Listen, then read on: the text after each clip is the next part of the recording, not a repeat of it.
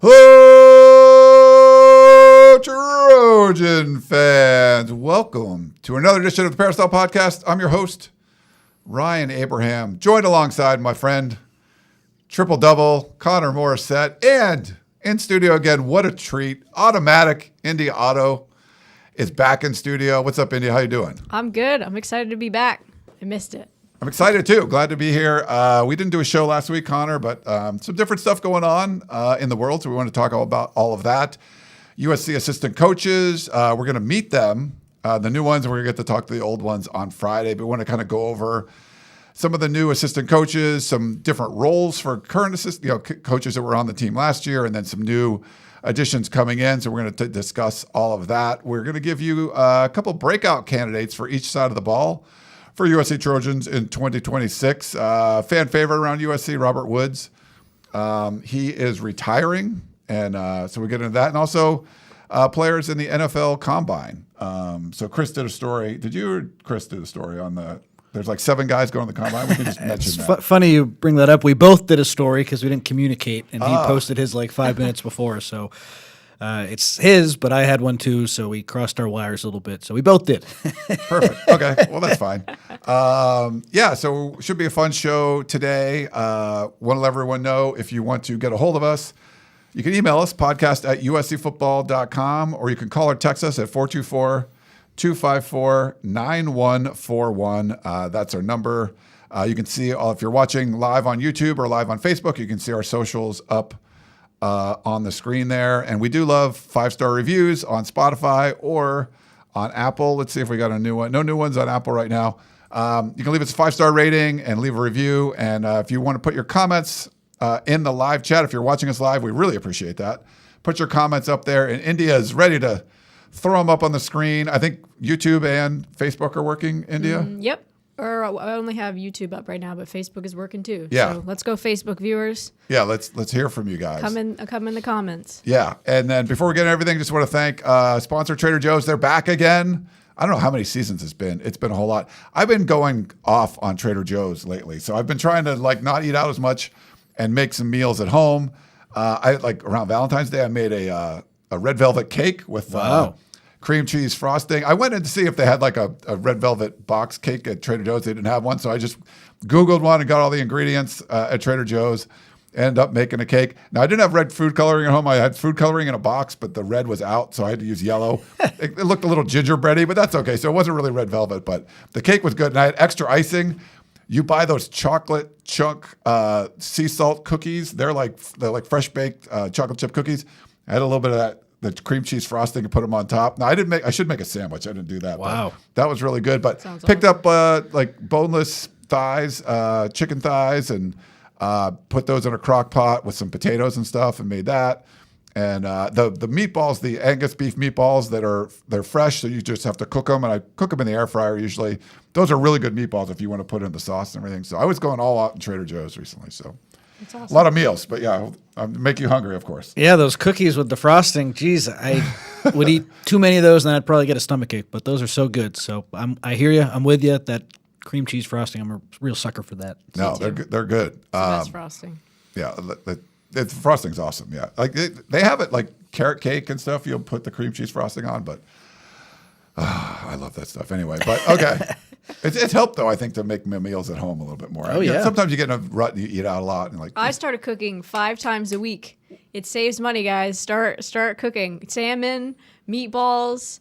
That's kind of like where I'm at right now. All from Trader Joe's. But yeah, from Trader Joe's. So shout out Trader Joe's. I need to do that, too. Yeah. Well, good stuff. Yeah. We're glad that India's back. We got a fun show for you today. And it's an off-season, right? It's going to be a long off-season. We're going to try to come up with different topics every week. But if you want to email us, podcast@uscfootball.com, some ideas that you have, things you want to discuss.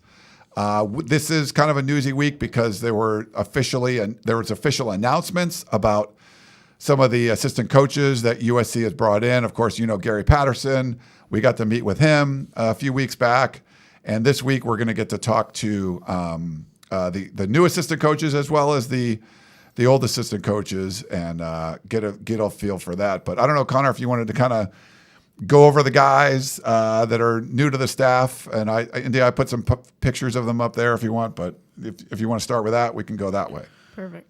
Sure. So the guys who are going to be talking on Friday, it's not everyone because Sam Carter, a secondary coach, and A.J. Howard, who was just promoted to outside linebackers coach, they aren't scheduled to talk. But on Friday, the schedule will be Luke Heward, who's the quarterback's coach, Dennis Simmons, the wide receivers coach, Zach Hansen, the offensive line coach, Anthony Jones, the running backs coach, Chad Savage, who just got a promotion, tight ends coach, inside receivers coach. He's now the pass game coordinator as well. All those guys are returning from last season. The whole offensive staff is back. And then you got Gary Patterson talking at 1:15, Mike Ekeler talking a little bit after that, the new linebacker and special teams coordinator, Sean Nua, who's back as the defensive ends coach. He'll talk.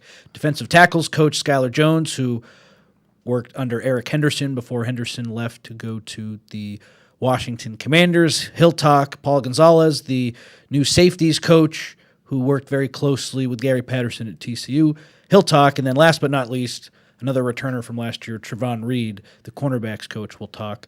So, Ryan, it's a lot of moving and shaking, a lot of mixing and matching. USC will certainly have a lot of coaches next season because two of the guys who are slated to be not maybe on the road recruiting assistants, but big-time assistant coaches as well aren't even scheduled to talk to Friday. But, I mean, that's quite the list. They've totally turned over the defensive staff outside of Nua and Reed with a couple guys getting promotions. So it's interesting that Gary Patterson comes in, he brings in a couple of guys that he likes, and USC keeps some of the guys that they like. And I think this is what they were hoping would happen when they were putting it together. We'll see how it works out, of course, but I know they wanted to do mixing and matching, and that's what they've done. Yeah, they got a little mixing and matching in, and you wanted to, have people that were familiar with, Gary Patterson's system and his style and how that was going to work. And, he said he was going to come in and sort of learn what was going on here and try to mix it all together. I think he was saying the right things about that. I think the most interesting one is Skyler Jones being promoted, right? Where there was a lot of rumors of different defensive line coaches that USC could bring in. Of course, there was hope that you could keep Eric Henderson in the mix, and everyone knew that he was, really wanted to be the defensive coordinator, and then ends up getting hired to the NFL. And so where are you going to come from there? So that kind of came from, I guess a little bit out of the blue, but then we've heard a lot of positive things about the move too. So that's one of the more interesting ones. And then, seeing Chad Savage get his promotion, and, he did a really good job coming in. And, even guys like Trevon Reed, who, just when you talk to him, you're like, oh, this guy really knows what's going on, and he gets it. And he's going to have a big impact on the team. So that, guys like him coming back, it's an interesting group, I think, but it's got to work with the head guys. It's got, the offensive guys got to work with Riley. We know the offensive guys, they've worked with Riley. On the defensive side, that's where it's they got to work with Gary Patterson, and Gary Patterson's got to work with Riley too. So that's where it's going to be most interesting, is just how does those guys all work together on that side of the ball. Certainly feel great about the offense with the players they have coming back and bringing back every single coach. We should see a lot of consistency from last season when the offense took a step forward from where they were the year before. And then on Skyler Jones, so Eric Henderson leaves, and he was known as the relationships guy with a lot of those interior defensive linemen. Well, Skyler Jones is also from Louisiana. He has a very close bond with Jakeem Stewart. So I think a big part of that move, not only was he promoted because of his coaching acumen, but you mentioned it, the relationship piece with the players and the fact that if you can't have Eric Henderson, well, Jakeem Stewart, a big reason when we talked to him why he came to USC, it's not just Eric Henderson, it's also he would always mention Skyler Jones, and I think that there's a trickle-down effect there where some of the young defensive linemen, Stewart's young, but the guys in the class after him in 2026, like the Jamian Winfields and the Tom Toms, those guys have a relationship with Skyler Jones too. And when Henderson made it known that he didn't want to be there if he wasn't the defensive coordinator, it was pretty apparent. He really floated his name out for a bunch of different opportunities. He did.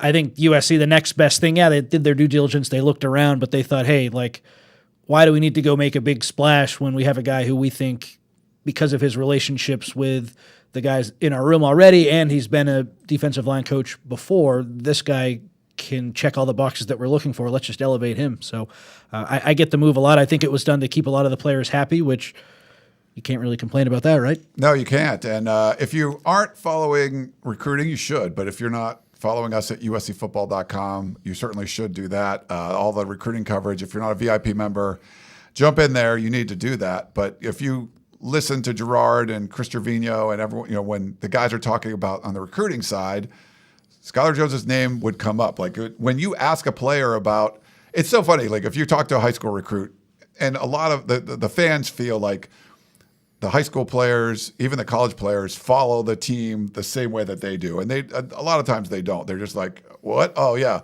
Who's the head coach is Lincoln Riley? Yeah, I remember that, But so when you ask a name, sometimes they'll be like, oh, yeah, coach like Gavin Morris. I'm like, he's not a coach, but he's a guy that you talk to. But Skyler Jones' name would come up. And so that just, when the players know who they are just out of the blue, where you're not asking like, what do you think of Anthony Jones or whatever, you're like a running back. Like you ask them like, who have you who have you communicated with? Now with the recruiting staffs and things being expanded, sometimes it's assistant coaches and sometimes it's analysts and people that are helping out on that side, or it could be, people that are working personnel. But Skyler Jones' name would come up there. So I think he's someone that if you're going to try to replace the sort of connection that Eric Henderson had with players, this is a good choice to have. So I think it makes a lot of sense to me. I know some fans aren't super happy about it, but I mean, I think there's reasons why you need to fill out this staff with different aspects of it. And you're replacing something, a deficiency that left when Eric Henderson, went out the door. And with Jones, you never want to make a move just because it'll keep the players happy. The guy needs to be a good coach too, and it seems like that's the case. But I'm seeing people in the chat like the results will be the results, and we don't know, and that's totally true, and I agree with that. I think the two biggest questions heading into this season here on February 18th, we got a long way to go until that Week 0 game against whoever the heck it's going to be against. We still don't know. TBD. It should be a great one. The two questions are: did USC do enough in the transfer portal? Did they get enough experience, enough impact players to make a college football playoff push? That's something I'm going to be looking at very closely, because we all know they really went out of their way to push that 2026 recruiting class and not go as hard in the portal. Was that the right move? And then the other thing is, was this new defensive staff, how they chose to hire Gary Patterson and some of the pieces that they brought in with him, some of the guys they've promoted, was that the right mix? That's the other question. And I think we all agree the offense is going to be really good with all the people coming back, all those coaches coming back. It's the defense that we think the players could be pretty good. We like some of the guys on defense. I don't know if it's going to be an elite defense, but is it going to be good enough for this team to beat an Oregon, beat an Ohio State, beat an Indiana? They got to win one of those games to get to the playoff, we all think. So that's my other one. Is this the right mix? Will this work? Will Gary Patterson elevate what D'Anton Lynn couldn't do last year at USC? Will it stay the same? Will it backslide? That's what I'm paying attention to. Yeah. I'm paying attention to? We need to bring that helmet over. So we just did the podcast with Champions. So David Wood sits here.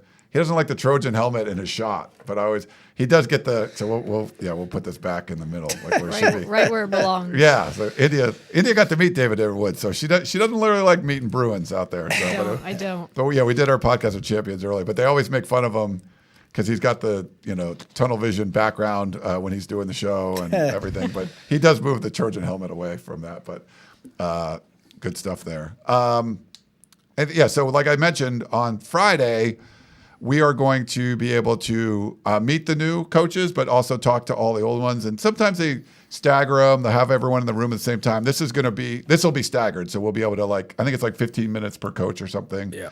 So make sure you check back on Friday. We'll have videos up of all these guys, as long as we can shoot video. They haven't said we can't, right? I think we hope so. We should be able to do it. Gary Patterson, we could. Just couldn't be live. Right. We couldn't do live for Gary Patterson, and then for Lincoln Riley, we couldn't record and share. So I think for these assistant coaches, we'll be able to do that. But get a glimpse. We'll take some photos and everything, and get a feel for all these new assistant coaches. So it should be a fun time. And then we can do next week. When we do the show, we can kind of share what we learned or whatever. India, people are excited that you're back on the show. I've seen there's people. I know. I'm India seeing in all the this, chat. and I'm like, oh, okay. I like the love. India, what was nice. She's blushing a little. What was your experience like? I know you had a head coaching change when you were at USC, but Yeah. how about assistant coaches changing year in and year out when the head coaches would change the same or stay the same. What was your experience like with that? It's definitely interesting because obviously, you build a real relationship with the assistant coaches. Because I know in terms of basketball, you usually have like position coaches. So you have one coach assigned to your position. And you really, that's kind of the person that you really talk to and build a relationship with, as well as your head coach. And Lindsay's, very much a player's coach. So had a relationship with her, of course. But you get to really know the assistant coaches. So it's definitely tough when they move on. And as always in any program in any sport, like you have some assistants that make more of an impact on you than others. So it's definitely tough for sure, especially when you have a close relationship with them. But assistant coaches definitely come and go, especially in this day and age. So kind of something you get used to. Yeah, it's a business now, not just it used to be just morely on the coach's side. Now it's the player side too. Players are going to come and go. Yeah. For monetary reasons. Coaches, same thing. And there's like hard decisions being made all the time. And if you're not winning at a high level, I think everybody's job is potentially, if you, at risk. Do better. Yeah. Like if you were let go or you were demoted or whatever, the team didn't do well enough. Your group didn't do well enough, whatever, you got to do better. So, one of the other names, he's not going to be there for Carter Sam Carter. Sam Carter, coming from Louisiana Tech, right? Mm-hmm. Yeah. We had mentioned him before coming over, and he wasn't on this list, but it's most likely because Matt Zenitz reported he was going to be joining the staff, but most likely as an analyst is what you feel. Well, I'm sure he'll be given a better title than analyst, but the fact that he's not speaking tomorrow makes me think he's not on the same level as the other coaches. Is that fair to say? I don't know. It would be nice if they released their coaching staff fully, but I guess I could do a better job of asking around too. I just kind of took Matt's word for it, and we haven't heard anything. We haven't heard anything since. And USC did make like official announcements, a bunch of these guys this week, which everyone kind of knew what was happening, and but they didn't announce him, so maybe it was for a different role. Well, they haven't announced A.J. Howard either, who was point. elevated to outside linebackers coach. So I think what they're doing is they're taking advantage of the unlimited assistants, which they're taking it a step further. And in the past, like Skyler Jones was an analyst, A.J. Howard was an analyst. Now those guys get elevated. You bring in a guy, Sam Carter, who maybe in the past would have been an analyst. Well, no. They have a lot of money from some of these buyouts, Stanton Lynn's buyout, Eric Henderson's buyout, to add people and pay them more than an analyst salary. I think this is not sourced. That's just what I think is happening. So they're adding as many coaches as they can afford, and it's more than usual. And the new rule states from a couple of years ago, you can have unlimited coaches, just not everyone can go on the road. I think Rob Ryan is going to be back too. He's not going to be an analyst. I don't think he'll be like an assistant linebacker coach, if I had to guess. So he's not listed either, but the expectation right now is that he'll be back. Gary Patterson talked on a radio show about how he thought Rob Ryan would be back, and I guess maybe there's a chance Ryan could go back to the NFL, but it sounds like he'll be back too. So that's 3 more additional coaches who aren't listed, all on the defensive side. I just think they're really beefing up the defensive coaching staff with a lot of guys taking advantage of that rule, and we'll see how it works. It's crazy how many staff members are on. It's hard to like keep a football track. Team. Yeah, it's hard to keep track. Like unlimited, if that happened in basketball, like that'd be crazy. Everyone would have their own, individual shooting coach and dribbling coach. Legitimately, yeah, it would be nuts. It is. I put some stuff in the war room before, and we've, I've been doing this 30 years now. Like I've talked about USC and sort of the deficiencies they've had in the athletic department and just not running things well. And that's certainly changed in the last few years. And one of the things I put in there is the kind of investment that USC has put into not just the staff, but the roster and just everything around it, the personnel department. They were up there as far as what they pay to field a coaching staff. And the same thing for the personnel department. And then obviously for the rosters, they're investing into this. So, I think a couple of the high profile salaries are off. Now, Eric Henderson was probably the highest paid defensive lineman line coach in the country. Stanton Lynn was one of the top coordinators as far as pay goes in the country.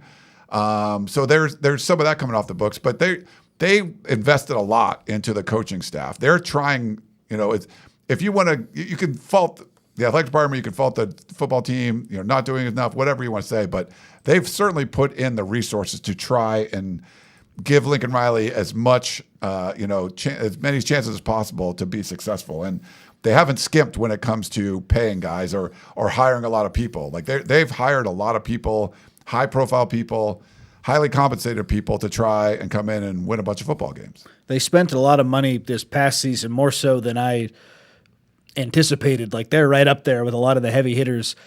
I think we all agreed that we didn't feel like the roster was in a good place last season for them to really make a run. 9-3 was a good year, all things considered. But we have this playoff or bust discussion all the time, Ryan. And if they go 9-3, will it be a total bust and Riley leaves? I don't know. That remains to be seen.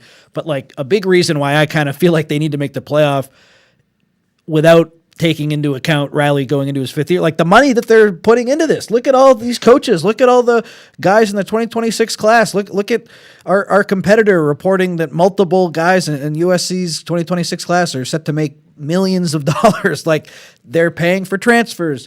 They're paying for that 2026 class. They're paying for all these coaches. Riley cost a lot. They're putting so much into this where how many years can you do that and not go to a playoff, which is another reason why I kind of look at next year as like a playoff or bust situation, even with a challenging schedule, because eventually the bill comes due. And if you're putting all that into this football program and they keep coming up short, you got to make some changes. I don't know what else they could do to be in a better position. I really believe that, like outside of, firing the head coach, like keeping Lincoln Riley in place and bringing in Chad Bowden, giving him a bunch of financial resources to let him do his thing. We could second guess Riley's coaching. We could second guess the general manager tactics, but like they've put these guys in positions to succeed financially, and they got to go do it. There is, and there is not unlimited funds in the athletic department. I've talked to different sources, and they're like, people are spending money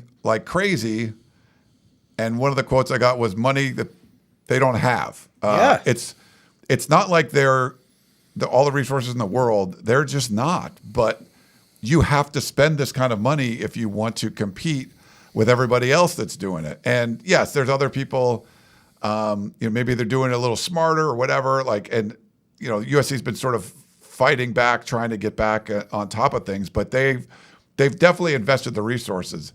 And to your point, Connor, if you don't have success after putting so many resources, into the program, it's not just, hey, well, at some point you got to win. Why are you putting all these resources in? Those resources are, they could go away because there's, donor fatigue. Donors are a huge part of this. And I think when like House of Victory and everything came out and when all this NIL stuff started, you felt like, hey, GoFundMe is a great thing where everyone's donors are going to put in $100 here, $1,000 there. And then you start realizing like, you need tens of millions of dollars, not $100 donors. And not that, $100 donors, I know that's a buzzword around USC. They're important. But if you want to field a roster, have a coaching staff, you need millions. So then it becomes, well, who's your athletic director? Or who's the person that can just call a bunch of, multimillionaires or billionaires on the phone and say, hey, we need money. It's like you kind of figure out that that's where this needed to go. And I don't know if anyone thought when NIL started this was going to escalate to that point, but that's where it's going to go. And if you're asking, really successful people, hey, we need $5 million for this or $10 million for that, and they write you a check and your team kind of stinks, that need doesn't go away. Like you probably need more the next year. So I gave you $5 million last year. Hey, can you do 6 this year? Like you sucked. I gave you $5 million. What happened? So this is hard. Like I think it's the playoff or bust thing for other reasons. We talked a lot of reasons. Some of it is just you gotta win as soon as possible, or you might not have those resources to spend in the coming years. And so that's why I think it's really important that you've invested this for a couple years. You got to start seeing results. Otherwise, you might not be able to spend at that level. Now you have to back off. Our roster is going to, be $10 million. Like we're gonna spend $10 million less on a roster or $10 million less on a coaching staff, or we got to get rid of some personnel people. Like how are you going to do that? You weren't even winning when you were fully invested, and if those funds go away, it's not infinite funds. So I think it's important to win now because when you win, Indiana won, right? They invested pretty well. Now they can invest even more because you're a winner and people want to put money into the program. You invest for years and don't have like a lot of success, it's going to be harder to get people to not just keep investing, but get new people to jump in. You got to get them excited. That's a great point. If Lincoln Riley falls short of making the playoff again and you're a big-wig donor, it's what you're saying. I gave $5 million last year, the year before. I don't think this guy is able to do what I need him to do, so let's get someone else in there, and then I'll go back to donating money. Maybe that's in play. Again, I can't speak to specifics there, but that makes a lot of sense to me. And look at all the coaches that they have, especially on defense. Like those guys all cost a lot of money too.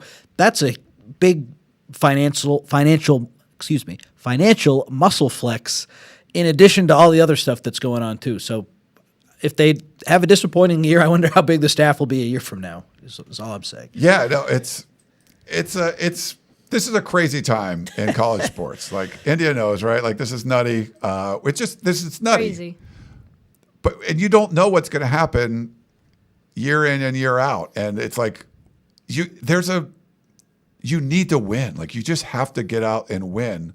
If you don't, and like 2, 3, 4 years in a row, and how many, USC's never made the playoff. Like I don't think that I don't think we'll be able to keep saying USC's top 3 and spending this and spending that if you don't keep winning, because it's just there's a finite amount of money out there. People, and I think the athletic department and Chad Bowden and Lincoln, I think they've done an amazing job, like figuring out how to make this work. And they did a really good job preloading contracts and getting the number 1 class and all that stuff.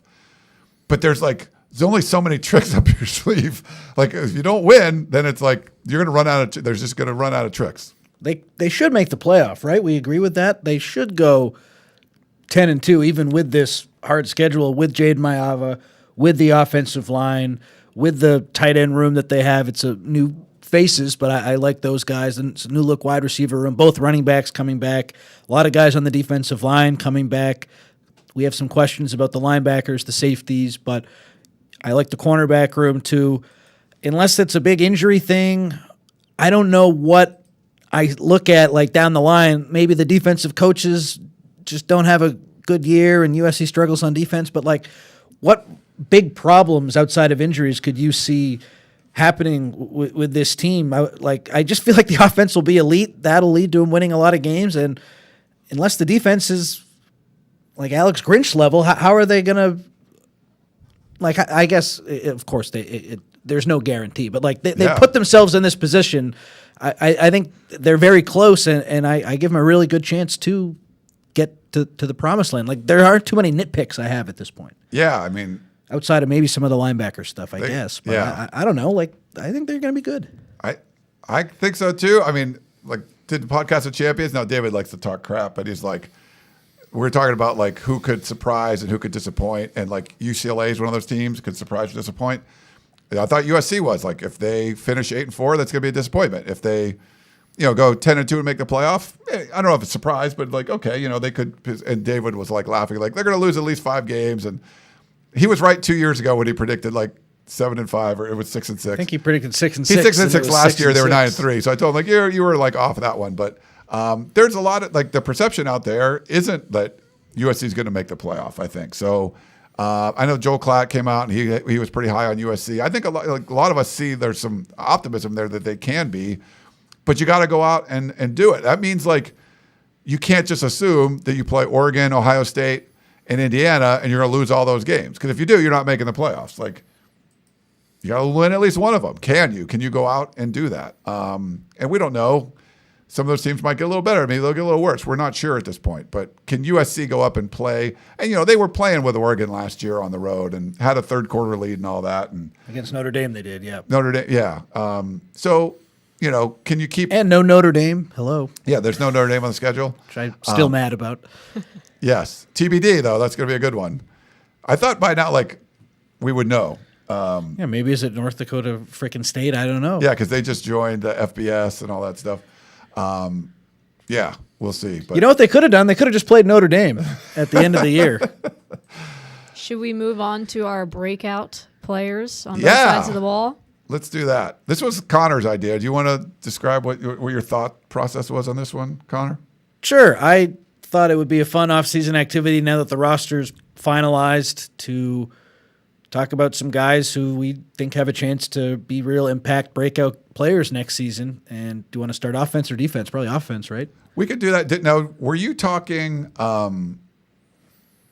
like it has to be someone returning or it could be a new player? Like what was the rules don't really matter. It could be whatever. I have 2 returning players. That's more what I was thinking, but it doesn't really matter. Okay. I'd say avoid freshmen because, well, I guess who cares? I mean, you could- Whatever. yeah. Okay. Do you have freshmen? I have potential. Like I was like sort of debating on offense. I know what my defensive one, the offensive one. I think to me, let's start with offense. I think offense is harder because Yeah. a lot of roles are established. there's your whole offensive line is back, right? All the starters are back. Replacing your top like 4 or 5 whatever pass catchers. There's is King Miller? I don't think he could be a surprise. Like he'd be. No, a he had breakout his guy. breakout year last He already had a breakout, Yeah. and like Wayman Jordan was really good before he got hurt. Like, is he going to be? So I think there's some limited spots there on the offensive side. So I was thinking, like Justin Taunu, like potentially someone like him being like He played every snap last year. he played but like being as a role player versus like maybe you gotcha. talk about him like it was Elijah Page kind of thing where he's like a stud. But like the freshman, because you've lost your top couple of tight ends, like a Mark Bowman could be that guy. Like I think he's such a high profile recruit. They had to fight for him at the end. They really showed that after no touchdowns by tight ends in 2024, the role really expanded in 2025. And I think you'd want to keep that going. And if you can, you're going to need to get some of these freshmen on the field. There's just not time to, oh yeah, we'll save this guy for a couple years. Like they need to try to win now. I feel like he could be a guy that has a pretty big role in this offense where it's going to be hard for a new running back. Tanook Hines is, I don't know, you're going to count him and he's like an established guy. He's going to be your number one dude. And I'm not sure from receivers who's going to step in there, but I feel like Bowman has a really good chance to come in and have a big role on offense. So I think I just talked myself into him. I'm going to go with him right now. I'm a little nervous about him because he reclassified and the expectations for him are so freaking high. They are. I don't know how he could possibly hit them as a true freshman. Certainly, I think he'll be good and he'll have a good career, but like even Jakeem Stewart, he came in last year, and I think we were all happy with what he did. He played with an injury. Yeah. Expectations were sky high for him, and I'd say he just about met them. That's really hard to do, and I don't know if they'll be able to do that 2 years in a row. You talked about a tight end. I have a tight end too. Nella Tepo is my breakout candidate. Okay. In a group of tight ends where we don't really know what the depth chart will look like, who will be a contributor, who will be on the field, who won't. I thought his bowl game performance was really good where he made a couple of catches that were kind of eye-popping, and Jade Maava targeted him a couple times on plays that maybe they weren't on the same page. You'd give him an off-season, spring practice, summer practice to get on the same page. He always really impressed me watching them warm up and catch passes. There's some tight ends who had stone hands when they would do that, and Tepo, it seemed like, would catch everything. He has that ability as a receiver. He's a little light on his feet, so if he can add some weight, I think he's a guy because he has a year in the system already, and I think he's better naturally than Carson Tabaracci. I see him having the ability to play a role next year. I don't know how big it's going to be. Like, can he get to 15 catches and 250 yards? Like, that's not a ton of production, but like just being on the field in your second year in a crowded room, just being relied upon, I think would qualify him as a breakout guy because we just don't know what that tight end room will look like. And if he's really good and takes another step forward off that bowl game, maybe he'll end up catching even more balls because they got to replace Lake McCree and Lyons, remember? So Yeah. You mentioned Bowman, he'll be in the mix. I have Tepo, Tabaracci's back. Walter Matthews is back. It looks like he's going to be more of a blocker. Josiah Jefferson from the junior college ranks, but he's a guy who needs to transform his body too. They got Ashcraft from Wisconsin, Tucker, I forget if it's Croft or Kraft, but he's projects more as a blocking tight end, so they need some receiving talent, and I think Dupont could be in the mix there for sure. It's funny, you look at the bowl game, because if you remember like the bowl game after 2024, like, Lemon and Lane like were standouts. Ashcraft, yeah. They were standouts and stuff. Outside of Tanook Hines, who had like all the receiving yards, like, Jaden Richardson had 2 catches. Had that crazy catch. Yeah. Carson Tabaracci had a couple of catches. King Miller had 1. James Johnson had 4 catches. Could he, They let him go. Yeah.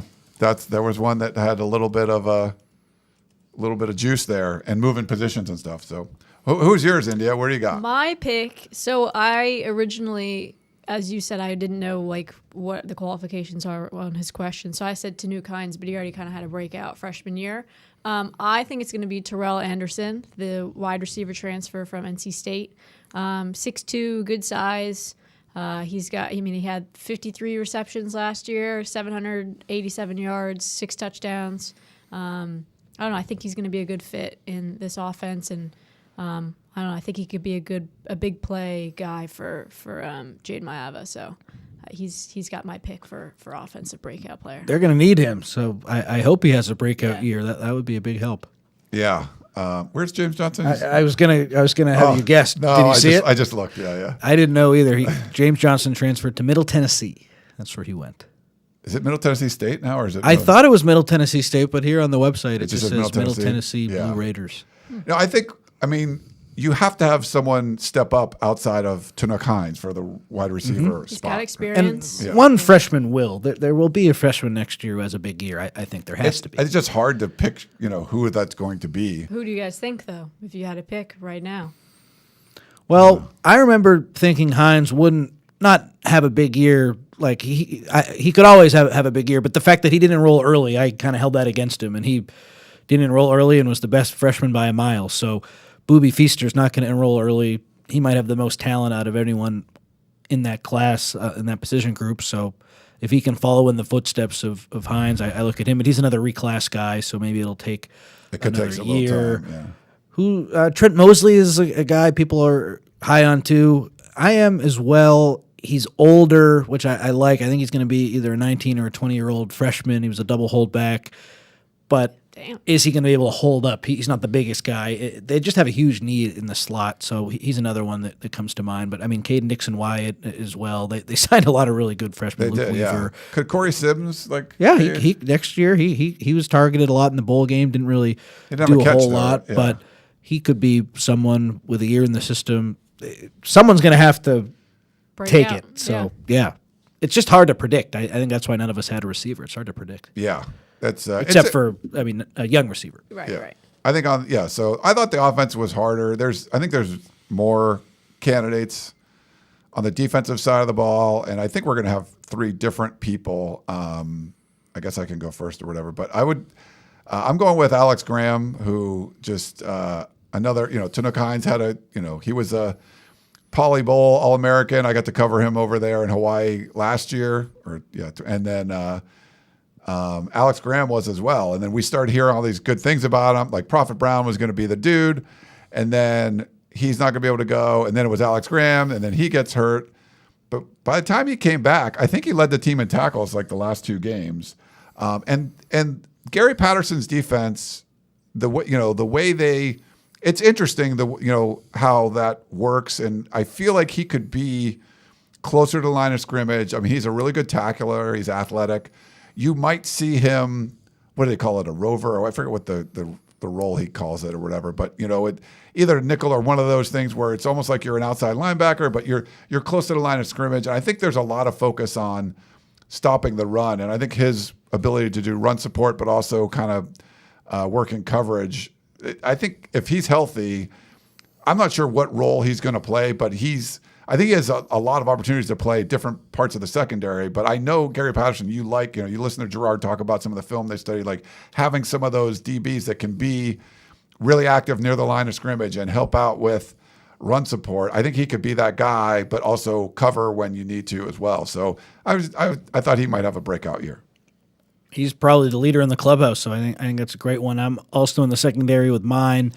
Kennedy Urlacher, who got a lot of run at the end of the year and made the game-winning play against Iowa, pushing the receiver out of bounds by a little toe. Remember that? It was barely out of bounds, but that ended up being enough, and USC got the win. Just remember when he got more reps, it was like, okay, this guy is pretty good. I'm wondering why he wasn't playing earlier in the year. He just looked the part, and I expect him to take another step forward. More of a dark horse guy would be D. Reddick, Kendarius Reddick. Ah, yes. He's someone who, when he was out there, you could see he tackled with abandon, and he really had a chip on his shoulder, has that fire. Him and Alex Graham, to me, still seem like the future of that secondary. Graham projects to play a lot. Reddick is going to have to win a job. He's a little undersized, so we'll see about that. But I remember the defensive staff last year, Doug Belk and a bunch of those guys were really, really high on Reddick, and he dealt with some injury stuff, which is why he didn't play as much. We'll see with a clean bill of health what he can do. Yeah. My pick for the defensive side is Prophet Brown. Yes. He's obviously been in the system and at USC for a long time. Focus guy. He's had injuries, injured all last year. I think I look for him to come out and finally have a great year and prove himself right. So I'm picking Prophet Brown. Yeah, I feel think good story. Yeah. I'm going for him, rooting for him. I think you have an opportunity in Gary Patterson type defense. If you're an active defensive back, you can make some plays and you can really stand out, So yeah, all three of them. I guess we all went secondary. He's just got to stay healthy, and we'll see how this new staff like what they think of him, how much they like him, because the sad reality is it's kind of you play the best guy, but like if this is someone who has 1 year left, and they see Alex Graham being like a tick better than Brown, the potential is more than just if he's not as good, then they're not going to play him. So we'll just have to see how he comes back from this injury. I know the old staff liked him. Let's see what the new staff does. Yeah. All right, those are our breakout players. Good. That was Connor's contribution. If you want to know, like if you want us to talk about something, email podcast@uscfootball.com. Let us know. We got a long off season. We got a lot of things to discuss. So we'll try to get some guests and stuff. We'll do some weird stuff. Hopefully, some fun things.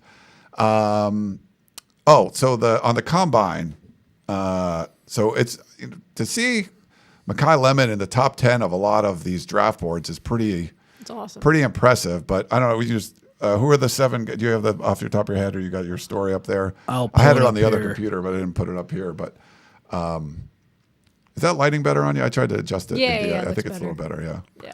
It's Mekhi Lemon, Jacoby Lane, Kamari Ramsey, Eric Gentry, Bishop Fitzgerald, Lake McCree, and Anthony Lucas. So 7 guys total. I think the year before USC only had 3. You always want to have a bunch of guys invited to the combine. I mean, your program's in a healthy spot. So that was great to see. It's going to be fascinating to see out of those kind of end of the NFL draft guys like Bishop Fitzgerald coming off an injury. Where will he get picked? Eric Gentry, some people love him, some people don't love him as a prospect. Where does he wind up? Lake McCree in a weak tight end draft, I think, has a chance to go earlier than a lot of us expected. Anthony Lucas, it seems like, will go fairly high. Lemon and Lane, of course, will go high. A lot of talent there. Kamari Ramsey, I think, won't go as high as we had hoped earlier in his career, but he'll certainly go. So USC has a chance to have 7 guys picked. I think at worst they'll have 5, maybe 6, but it's going to be a good draft for the Trojans. Yeah, I don't know if anyone's going to like tear up numbers-wise. Like sometimes you have the guy that's like didn't have as much production, but he's going to run like a 4.21 or something. Like there's maybe Lucas. He's kind of an athletic. I think he's going to. I think he's going to. His lower on the production side. I think he's going to be athletically like grayed out well. Gentry's going to be battling the whole tweener thing. Like what position is he going to play? There'll be some GMs that are just like, no. And there's some that like probably like fall in love with him too. He's 99th percentile height, first percentile weight. Yeah, that's that sums him up. That's what he is. It's like Wembanyama or something there. Like that's crazy. But 6'6" or like it'll be. Yeah, I don't know. But I could see him going to the Eagles and just being really good, and the rest of the NFL looking stupid like they always do whenever the Eagles pick a guy on defense. So I'm nervous about that as a guy who I don't love the Eagles. I hope he has success wherever he goes, but if it's the Eagles, I'm going to be nervous because I think they're going to utilize him really well. What about the 49ers? I feel like they always make some good defensive picks. I think they picked up Hufanga, right? Yeah, and like that was like originally, yep. People didn't. He's at Denver now. The well-run organizations, and they're usually picking like where now they're like the obvious guys are gone, and now you have to figure out like who's the is Gentry better or this other guy from where I wonder where they're going to play Gentry. Is he going to be a middle linebacker? Is he going to be like a package edge rusher on third down when he blitz because he's really good at getting to the quarterback? His role will be fascinating. It will be. I think. I mean, it's probably going to be something to do with getting after the quarterback, but his size is going to be like the weight is going to be an issue. But he does get. I mean, he has a knack for getting his arms and like passing lanes. Like there's some GM or some defensive coach is going to be like, I can figure out what I want to do with this kid because of his skill set. So, but it's not going to be. He's not going to be chocolate. He's going to be like some crazy flavor that's like, all right, somebody likes it, but black bubble licorice. gum, whatever, something like that. It's like not everyone's going to go for the bubble gum, but someone's going to be like, I like bubble gum, and it's going to like work. Yeah. Food analogy. It's been a while. Should we take a quick break and? Oh, real quick, congratulations to Robert Woods. Retiring. I didn't put a photo up there, India, okay. But covered him back at Sarah High School here, Gardena, right? He was. I mean, his high school team had, him, George Farmer, who was like one of the top players in the country, 5-star receiver, and Marquise Lee, and then another dude that went to Colorado. I'm blanking on his name right now, but that was all like. They had 4 like high Division I dudes, and Marquise Lee won the Bolitnikoff. Robert Woods has a long NFL career. Farmer really didn't do anything, but I can't remember the guy's name. Someone in the chat will give it. The guy that went to Colorado, but they're all 4 receivers on this little high school down the street. Bobby Trees? No, that's Robert Woods. Oh, that's his Robert nickname. Woods. I like it. But crazy the amount of talent that came off of that one Sarah team, and he was just always a pleasure to cover, and he was just so much fun to talk to, and just to see his career in the NFL, just year after year, like making paychecks. He's got to have his pension and all that stuff. Like, congrats to him. It's great to retire. He's retiring as a Ram, so gets his local flavor in there. So, good on what he even spent some time on my Steelers, I believe. So, congrats to Bobby Trees. Briefly.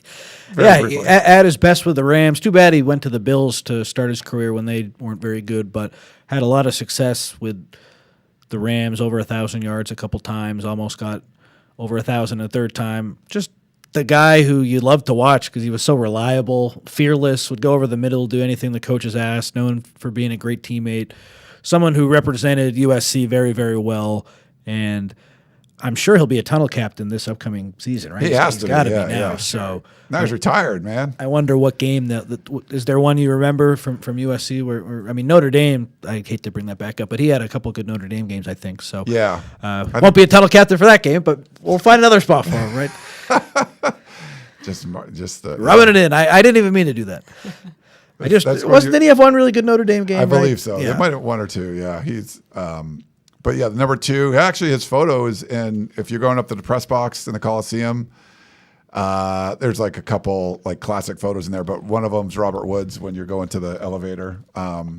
So yeah, wore the number 2 proudly, and local kid. Great to see him have so much success. And USC's had a lot of success at wide receiver, and he's up there. There was old school, like the Lynn Swans and stuff back in the day, and then like Mike Williams and Dwayne Jarrett and guys that were like from the Pete Carroll era. Steve Smith had a long NFL career, and but even when USC was like not as good, they still were producing. You had.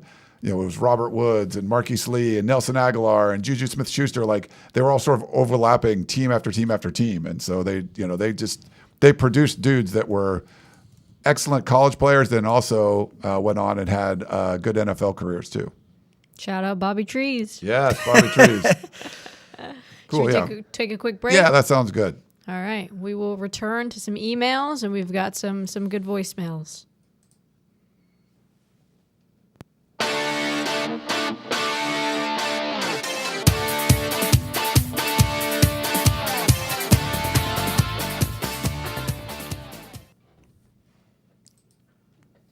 All right, we're back. We're back here. Should we start with the emails or voicemails? What Let's do you do think? one voice. I think the voice. We might have the same voicemail. I don't remember. Let's do one of the voicemails, and then we'll get into some of these other ones. All right. Here we go with the first one. Hey, Ryan.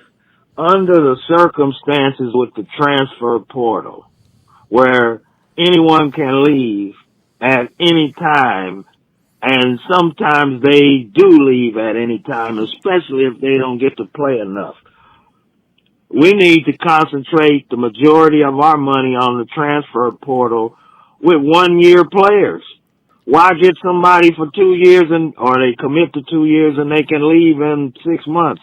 You better go for the now. You can't worry about the future dealing with freshmen. We got to do like Signetti, put our money into the portal to get experienced players. There's plenty of them out there. Freshmen are not even logical right now. Think about it. Curtis from Moreno Valley. Hey, Curtis, thanks for the voicemail. That's awesome. And he has like some valid points for sure. I think every school has to do things a little bit differently, and the problem is like USC should have had like this high school pipeline building throughout the Lincoln Riley era, and for whatever reason they weren't doing that. When Chad Bowden comes in and it's like, hey, we got to get back to this. This is where we have the best players, a lot of the best players in the country right in our backyard. We need to do that. I agree with that, but it's almost like you're buying stock in something that was hot like two years ago. But I do still think for USC, you needed to do that. So it's almost like growing pains. Like you still need to build and have that base of these stud players you're bringing in through high school, but then also be able to supplement it. So I think it was just sort of the failures of not recruiting high school the last couple of years that meant it forced you to do it, even though building a championship program now is probably not bringing in the number one high school recruiting class and expect that to show dividends this year. But I get why they did it, but Curtis has a point where it's hard to do that like the old school way and then try to win and go to the playoffs and things. What were we talking about earlier? That was one of the questions I had. Did they do enough in the portal? It seems like Curtis doesn't think so. We'll just have to see. That I think it's a fair second guess when a coach is under a lot of pressure in his fifth year. Are you prioritizing the high school class when I think we all agree some of those high school guys will come in and play, but It's tough to project out exactly who will have a role and how it'll all work because they're just so young and inexperienced, where if you go to the portal, get more proven talent, that has been a better route for just plug and play and getting more of an impact. So it's $1 million question, and I think they tried to be on both sides of the fence a little bit, and it's just interesting because Bowden is acting like it's year 2, and because it is for him, and Riley's acting like it's year 5. Not acting is like it is year 5. Yeah. So who's going to end up being right? Like, are they going to, when the year is over, will we go back and say, did they do enough in the portal? Were they right to do what they did? That's probably one of the main questions of the season. Yeah, and I think you're not going to have a 35-person freshman class every year. I think that's a one-time thing. But like to Connor's point, you would have liked that one-time thing to happen 2 years ago, and then sort of now some of those guys be around. But yeah, and you can sign players to multi-year deals, and they can, there's real like buyouts and stuff. Like it's like professional, although you can be pretty much a free agent, whatever you want. So there's, at least if you sign a guy for 2 years and he's going to leave after the first year, you'll get some compensation back for that. Damon Williams was they're going to have to pay Washington a bunch of money. And then I think LSU balked when they figured out how much it was going to cost, for him to leave. So I think you can write contracts in a smart way to at least try to protect yourself somewhat. But yeah, guys could leave, but hopefully if you have it set up correctly, you'll get some compensation when some of the guys leave, if you have some multi-year deals, things like that. But it's a business now, Curtis. And yeah, if you got a whole bunch of freshmen that, this isn't like the old days where you're like, oh, we're going to redshirt a bunch of these guys. And because they'll just leave after. What is there a point of the class? If you bring in someone as part of a top recruiting class and they never play and then they leave, like it doesn't really matter that there was your top recruiting class if like 20 of those guys don't play it down and leave after a year. Like it was pointless. Like you developed them a little bit in practice. They helped you in practice, but that's about it. Hassan Longstreet's the classic example where it paid a lot to get him. That was the big recruiting win, along with Jakeem Stewart in that 2025 cycle, and then he ends up leaving. So, yep, it's fair to question that. But USC in Lincoln Riley would say, well, we went heavy in the portal in that second year, the Mason Cobb year, and that didn't really work out great. So I do think it's a balance, but I don't know how well they were evaluate. Like they didn't have the same staff in place to evaluate talent the way they do now. I would love to see these talent evaluators really attack the portal like that 2023 season. I think they would have had different results. Yeah. All right, the next voicemail. So this defensive line assistant coach, 100% underwhelming. Maybe they did it to try to keep the defensive lineman intact, but they hired somebody that knows the fight song, somebody with no experience at all as a defensive line coach. Come on. Is this a money thing? You couldn't afford an experienced coach? Okay. The defensive line, if they play like they did last year, it don't matter how good your linebackers are. The offensive line. Oh, I think I could stop it. Like, Okay. yeah, like. Sounds like Curtis it sounds again. like I think he I was cut out driving. there. Yeah. I think it cut out for a while. He comes back there and stuff, but yeah. Okay. We got the gist of it. Curtis isn't too happy. He's not happy with the.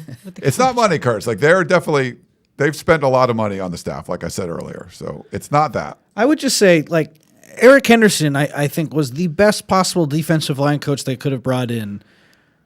And his unit was underwhelming because I didn't think they had good enough players. I felt like he did a good job, for the most part, with what they had. Like Keyshawn Silver, our site ranked him as the number one defensive lineman in the portal. That was a bad evaluation. He was not invited to the combine. He was a former 5-star recruit. He's a good to average to good player, and that's what he was at USC. They did not have any impact, like older stud in the middle last year. It was Silver, Pepe, and then some young guys. I felt like he did fine. But my point is, you're only as good as the guys you have in the room. So maybe this Skyler Jones, like, he can be underwhelmed by him, but I think the personnel is going to be better, and that should lead to better results. So I think because I don't want to say it doesn't matter who's coaching him. That, of course, it matters. But, like, at the end of the day, you just got to have really good players in the middle, and Eric Henderson wasn't able to elevate the talent in the way that we had hoped. Well, Skyler Jones is going to have better talent. Can he just get them to play to their potential? And if so, then he'll be a good coach. Yeah. And Curtis, I do think of you when I drive out to the desert, drive through Moreno Valley. You get past Riverside, and it's like, oh, here's Moreno Valley. Like, oh, Curtis, I think about you all the time when I'm driving out there. I think, sometimes we have Curtis. It's like optimistic, and then we have pessimistic Curtis. I think there's a lot of things you could be pessimistic about. I don't think this would be one of them. I don't think this has to be a hill you want to die on. I would give this one a chance. It's, half of a defensive line coach. A lot of players, would mention them by name. I feel like give this one a chance. I wouldn't go too negative on this one. It's my advice. You do what you want, Curtis, obviously. All right, let's get into some emails. Our first one. All right, let's see. Okay. I realize this sounds like sour grapes now that he has left, but I have been thinking about this for a month since Lynn left and Henderson was openly politicking for the DC job. Last year, USC had 14 sacks in their first 3 games against cupcake opponents. Then they had 17 against their next 10 opponents, including a combined 3 sacks against Illinois, Notre Dame, Oregon. Averaging fewer than 2 sacks per game against the meat of your schedule is pretty pathetic. Is Henderson in the Dante Williams mold of outstanding recruiter but mediocre coach? The results just weren't on the field at all, especially with the talent our D-line is supposed to have. Am I completely off base here? Thanks, Patrick. You remember USC was like leading the nation in sacks at one point and then just went, boo. I didn't realize it was like that bad. I was like 17 over the last 10 games. Like that's not good. So Cam Crawford had a good year. He didn't have the year that some had anticipated, but he was, I thought, that their best edge rusher.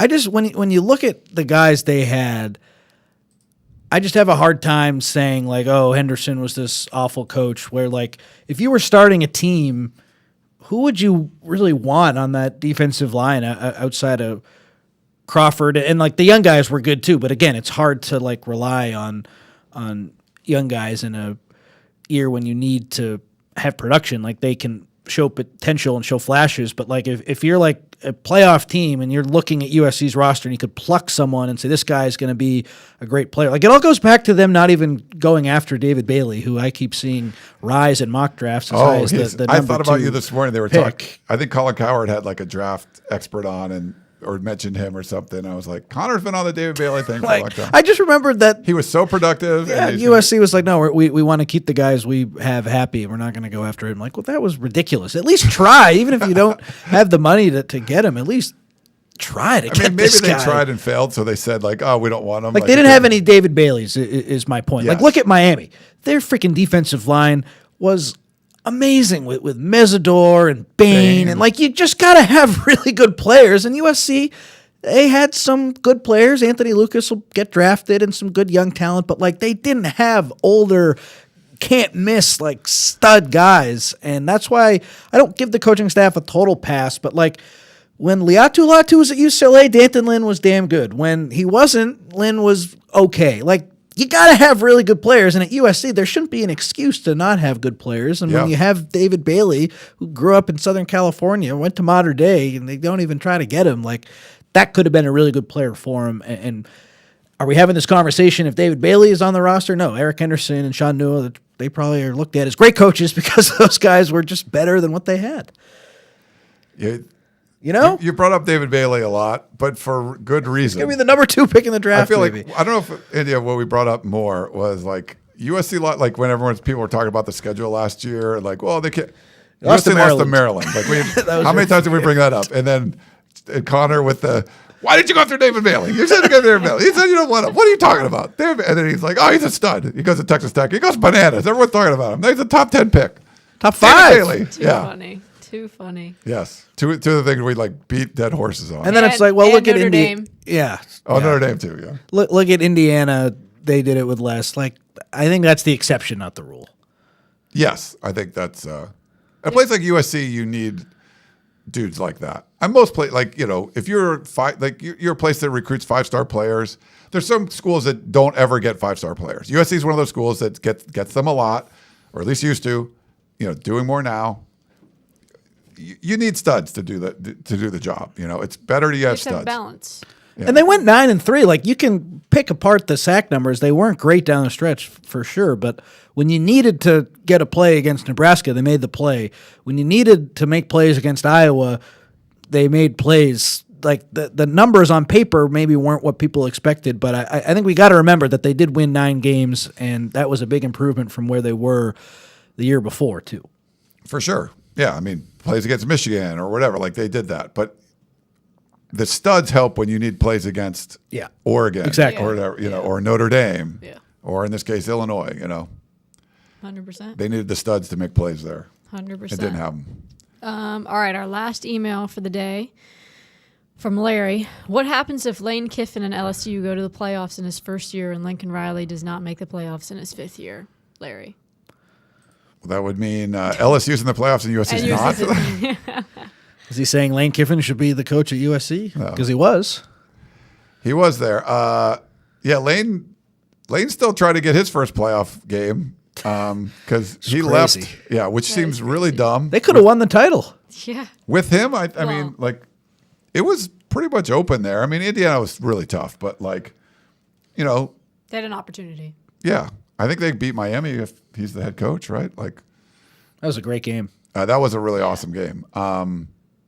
But you had your defensive guy, coach. It was like, but they're putting a lot of resource into things at LSU. I don't think it's going to be easy though. Like, it's not. I don't think they're guaranteed to make it. I don't know. I mean, I don't think it means much. Like, if he was just the most sought after coach in the cycle, he went to the place with a shit ton of resources, Excuse my French there. They got a tough schedule next year. They do have a tough schedule. So, like, I don't know if it's certainly not a guarantee, but that's the reason he's there. He's not there to make the playoffs. He's there to win a national championship. That's what he's there for. And, in theory, that's what Lincoln Riley's at USC to do, but they got to make the playoffs first. So, LSU's done it before. Lincoln Riley hasn't. I mean, sorry. Lincoln Riley's gone to the playoffs. Lane Kiffin hasn't. And they're putting a ton of resources into making that work. And so I wouldn't say there's some deep meaning if LSU makes the playoff next year and USC doesn't. But it's not going to be an easy road for them. Who they got? It would be bad if like Washington made the playoff with Jed Fish. Yes, I think that's worse. That's frustrating. But yeah, so LSU, or if like Indiana made it or something 2 years in a row and won a time. Oh crap! Yeah, or like Arizona State if they've made it or something. Like, what if Tulane made it? What if like James? Crap! James Madison should have made it. All right, LSU next year. Clemson. They start the year against them at Ole Miss, Texas A&M, at Auburn, which at Auburn's tough to play. Alabama, Texas, Tennessee. That's really hard. What was that 6 games? Those are really, really, really challenging 6 games. I could see him going 9-3 and just missing out. Yeah. We got chat questions and stuff. We actually don't have many chat questions. Just a lot of like comments on everything. That I saw one discussing. from Jeff fairly recently. I do have one. Austin in the chat said we make up our minds about coaches after interviewing them for 10 minutes and think they'll be good or not. That is not what I do. I always say, let's see what it looks like on the field. That's what we've been saying this whole show, right? Whose comment was that? Austin, I think, in the chat. Austin, I like doing that. What do you mean? Do you want me to put it up? I could put it up. You can if you want. I got the question from Jeff. So this is the only question we got. We actually have a basketball question too. Oh, okay. About the game tonight. Yeah. Okay, question from Jeff. So we all wait for the schedule to be released, but I also wait for the meetup cities to be announced. Any preliminary thoughts on that? All right. Meetups everywhere. We're going to do, because like the whole, I'm 55 years old now, like, do I want to travel to every game all the time? Like I skipped the Alamo Bowl just because I don't want to deal with this. It was a lot of travel. I like going to new places. Every place is going to be new for me. Like I think I've been to where Rutgers plays, but I haven't gone to like a USC Rutgers games, obviously. Like Penn State, I have family in like Pittsburgh. I'm probably going to fly in there early and go over there. So we'll definitely do something. It might be in Pittsburgh though. I'm not sure. We'll see how well attended that one is. Never been to Wisconsin. Oh, Wisconsin's the best. That's going to be so much fun. Yep. Got to go to that game. And what's the other one? Rutgers. Oh, you said Rutgers. Rutgers, Penn State. Why am I blanking on? Indiana? Oh, yeah, Indiana. Obviously, got to go. The defending national champion, never been there. So it's a cool little. I was going to say, like, if there was like a Washington trip or an Oregon trip, I probably wouldn't go on it this year. But they're not. They're all new trips. So, and every year you say, "I'm not going to all these games," and then you always do. I'm going to go to them. I did not go to the bowl game. True. I told people like in the athletic department that I wasn't there. Like, you gotta go, and I was like, nah, and I didn't. I ended up going. I thought I was going to go. These are new you places. Didn't miss much. You got to go to these ones. The new places I'm going to go. So we'll have a meetup everywhere. Maybe not Westwood, but Force down. Someone. Yeah, it was so funny to see David and India cross paths, and and David's a big basketball guy too. So I think he respects your hoops. Thank you. Your hooper ability, automatic. That's cool. On the meeting, the coaches thing, real quick. So, I mean, I think when you do this enough, it's not just like, oh, we met the coach for 10 minutes. I think part of interviewing people a lot and like kind of being a people person, players, coaches, whatever, just getting a feel for, okay, is this going to be, do you feel like someone's good? Like if I'm interviewing somebody for a job, like you have to make an assessment in you have a resume and all that stuff in a fairly short amount of time. And so I think part of it is your ability to kind of read. And, I loved, like, when we talked to Matt Entz for a while, I was just like, okay, that guy's going to kill it. When I heard Kirk Cignetti's opening freaking press conference, I was like, Indiana's going to be good. Like, there's certain things that you're like, okay, you can get a feel. And you're not always right, but you use your experience of, like, talking to people and being like, if I had to bet on this, I think that'll be a success or it won't be. I've been right a lot about this, especially don't be's, because people USC's hired for weird jobs over the years as assistant coaches, strength coaches, ADs, whatever. Like my reads have been pretty darn good on all of those. And you're not always right, but I think sometimes you just want to sort of get a feel for, I'm no expert in those, linebacker person, but man, you talk to a guy, you just feel like, okay, I think that dude knows what he's doing. I think whatever he's going to, the knowledge he's going to, project onto these players, it's going to work and it's going to do well. And he's been great, but I thought like Rob Ryan would do good too, and he really didn't. So I think I missed on that one. But for the most part, I think I've been pretty good. I think you get a decent feel for what these guys are going to be like. It's hard. I remember when Nick Sirianni took over the Eagles, another Eagles point.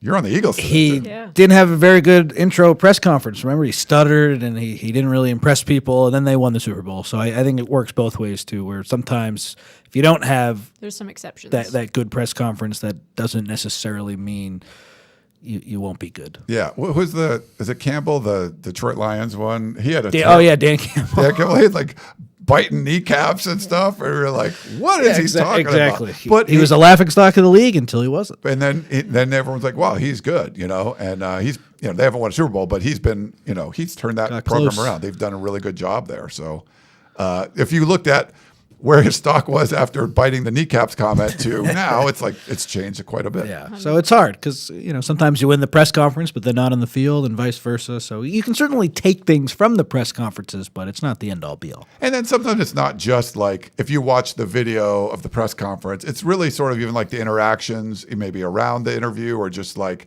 you get a feel for what these guys are like. And sometimes you're like, oh, wow, okay, that's an impressive human being. Sometimes you're just like, whatever that person does, I bet you they're good at the job. You might be at Starbucks and there's like a barista just killing it, and you're like, that guy or gal's gonna be like a CEO of somewhere someday. Like you just get a feel for it. That person's good at they're gonna be good at stuff. How they carry themselves, confidence, all that kind of stuff. So I don't know.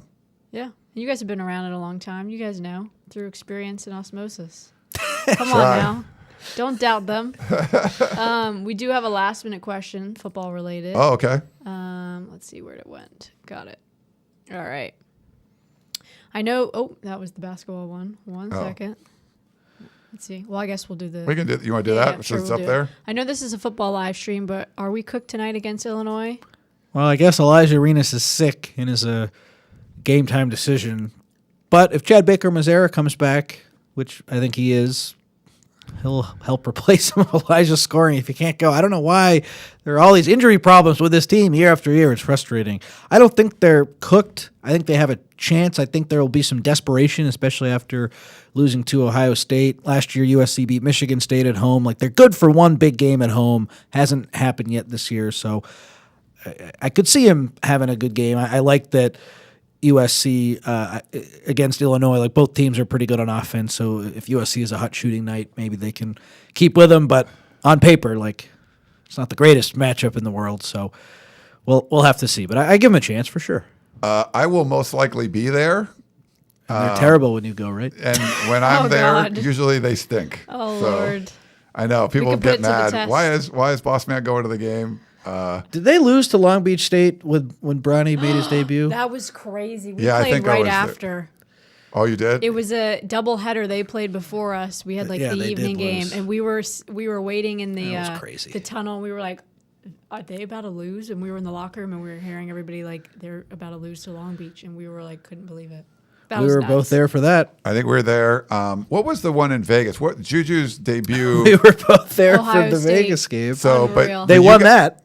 Yeah, USC. Well, women's beat Ohio State, But then we Yes. went later, and the men got killed and the by men got Gonzaga. crushed by Gonzaga. Yeah, so And then we went out gambling. It was great. yeah, But we didn't win anything. So I was It wasn't there fun. for like Juju's debut and stuff. They won that one. Yep. And then, But I will be then there well, tonight, so if they get crushed, then We'll Blame Ryan. blame Boss Man. Exactly. I'm supposed to be there. I don't know. I put in for a credential late. We'll see. But I got ties. I got yeah, pull. you got some pull. Exactly. People, People respect you. All right, last question. Question: which has greater odds, USC finishing 10-2 or better, or has a worse record? I mean, odds are you'll probably say worse. Like Yeah, the odds Yeah. say worse, but I if it's not 10-2, you got problems. I think it's going to be 10-2. That's my. It's pretty often like because you're gonna beat like a really good team. They're good at home, right? And they got two of the top 3 games are at home, but we just haven't seen them win those games. Like maybe this is the year. I think it has to be. Like there's just too much. Like we said before, too many resources have been piled into this. There's just no more time for excuses. Like yes, Oregon's really good. You got them in the Coliseum. Win. You were competitive up there. Now take the next step and beat them here. I don't know, and we don't know. Like, is Ohio State going to be like amazing? Are they going to be like, really good? I don't know. Like they're going to be elite. We're not sure. The fact that Oregon and Ohio State both bring back their quarterbacks is a concern, of course. Yeah. But hey, so does USC. You got to win one of them. I don't know what it's going to be. I'm not sure. Find a way. You got to win at Penn State. Easier said than done. If that's the night game, like that's another thing that's really hard to predict. If that's the night game, the whiteout game, and I don't think they will win. But UCLA beat them last year. You have to beat them, right? Penn State, Indiana barely beat them, and like you never really know with Penn State. Yeah. I think even if they're not as good as some people might think, it's just a tough place to play. Sometimes.